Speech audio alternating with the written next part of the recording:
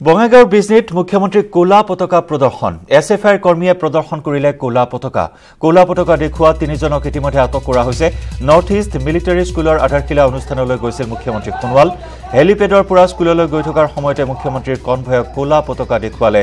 এছএফআইৰ কৰ্মীয়ে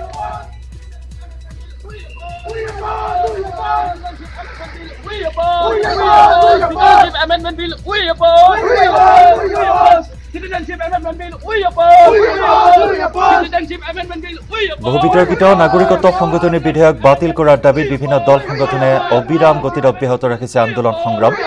আৰু মুখ্যমন্ত্ৰীগৰাকী আজি এই অনুষ্ঠানত অংশগ্ৰহণ কৰিবলৈ অহাৰ সময়তে ৰাজপথত তীব্ৰ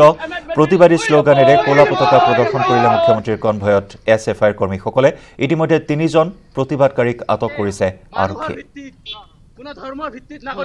এওঁলোকে যি ডিভাইড এণ্ড ৰুল আনিছে গোটেই অসমৰ জনজাতিক অসমৰ মানুহখিনিক এওঁলোকে দুই ভাগত বিভক্ত কৰিব বিচাৰিছে অসমীয়া আৰু বেংগলীৰ মাজত এওঁলোকে সংঘাত আনিব বিচাৰিছে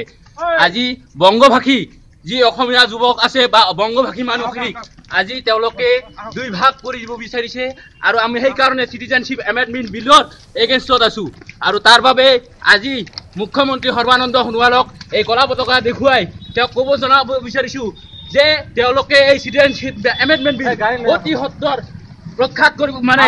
আঁতৰ কৰিব লাগে নহ'লে ইয়াতকে তীব্ৰ গণ আন্দোলন আমি অসমত গঢ়ি তুলিম।